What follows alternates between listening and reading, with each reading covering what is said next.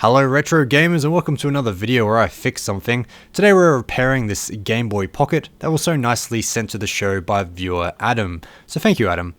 While the Game Boy Pocket does turn on and the actual case itself is in pretty decent cosmetic shape, as you can see the screen is in a pretty woeful state, and as an added bonus the sound no longer works. So I'm just going to chuck some batteries and a game in here just to sort of demonstrate its current state.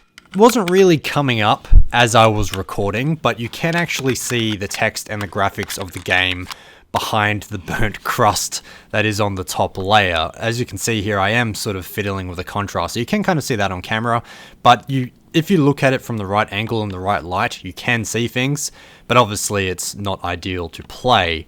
The problem isn't actually with the screen itself, which I'm thankful for, since you can't find replacements anywhere online as far as I can see it.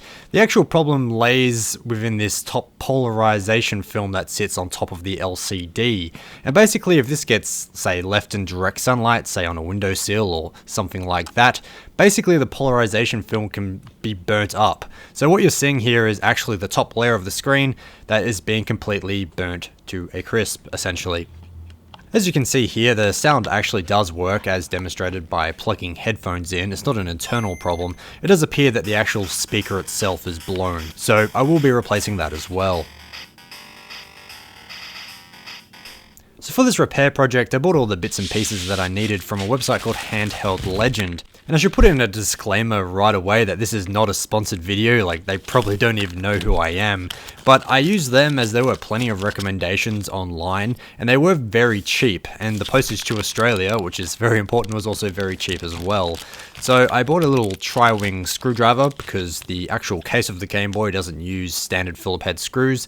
That cost $2.50. I bought a replacement speaker, that cost $2.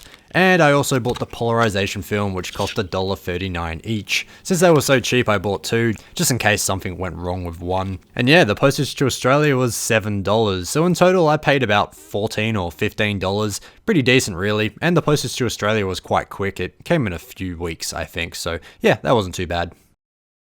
Alright, let's get into it. Disassembly of the Game Boy Pocket is super easy. There is just 6 of those tri-wing screws on the back, 4 on the main case, and there's 2 on the battery bay as well. And these just simply screw out, there's not really much to it really. Once the back case is off, there are 3 Phillip head screws on the main motherboard, and they just come out using a standard screwdriver.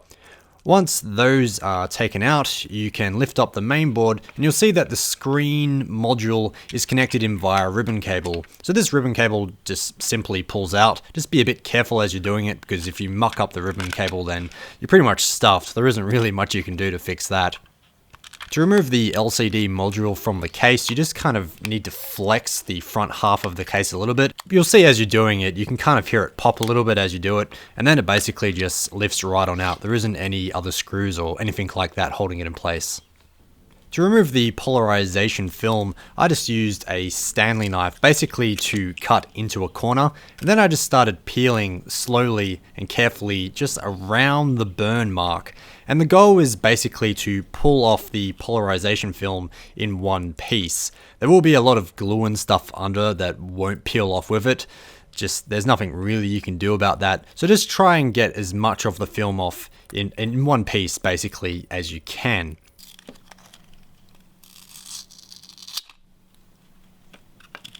I then moved on to trying to remove all that crap that was still stuck on.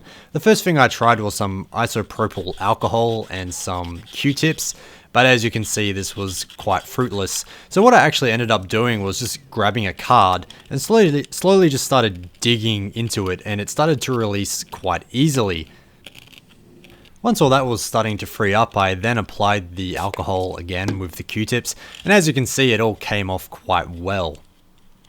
Jumping ahead a little bit, and you can see that I've gotten most of it off at this point. It is a bit of a long process, you do have to spend a bit of time doing it, but as I later found out, you do need to take all of it off because the little bits of residue do show through the screen if you don't take it off. I actually stopped at this point and basically reassembled it just to make sure it would work. But after this video is uploaded, I will be disassembling it and will be taking the rest of it off. But yeah, as you can see, it totally worked. Making sure that I put the polarization film in the right way, of course, because if it's not, it turns black. Yeah, as you can see, it works. As I said before, it's kind of hard to show in video just because of the way the screen works. It relies on light, so you basically have to angle it, and as you're playing it in person, you just automatically angle it toward your eyes, but it's a lot harder to do that towards a camera. But take my word for it when, yeah, it totally worked. There is, however, a burn mark, a very light burn mark still in the middle of the screen. It's a lot more visible in the video than it is in real life, again, something to do with the camera.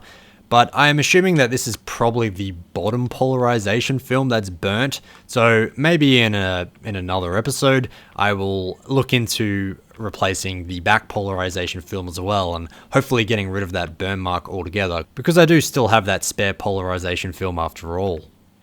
Okay, onto the speaker. As you can see here, it is in a bit of a pretty sorry state.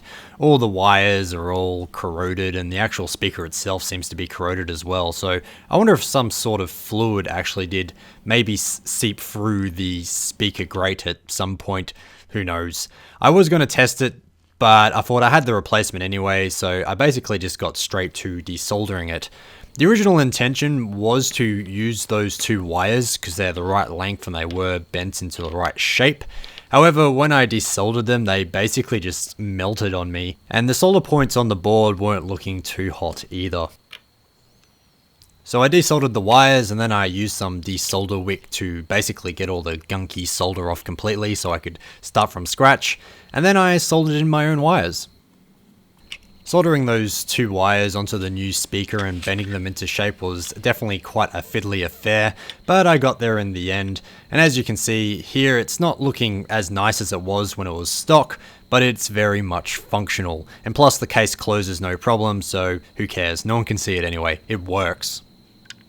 So in conclusion, I'm pretty happy with the end result of this little repair. Obviously, I do want to get rid of that burn mark in the middle there, hopefully in a future video. Now, of course, I do need to disassemble it again and clean off the rest of that gunk, but otherwise, I'm quite happy. The speaker turned out really well. The actual overall case itself does need a little bit of a cleanup, and I need to sort of buffer out some scratches here and there if I can. But yeah, like I said, I'm pretty happy. The only thing missing is the back battery compartment lid. For some reason, there's a lot of spare parts out there, specifically for the Game Boy Pocket, but not for red. There's just about every other color out there, but red is missing. I'm not really sure why. So the hunt continues to find a aftermarket red lid, so then I can completely finish this and bring it back to its original state as much as I possibly can. But yeah, that's the end of this video. Thank you so much for watching. Sorry there has been a little bit of a break in videos. I've been doing a lot of writing for a couple of different websites recently, so if you want to read any of that, just check out any of my socials. I always link my writings there. But yeah, I'm running out of things to say, so I'm going to take that as a cue to shut up and finish this video. Thank you again for watching, and I'll catch you next time.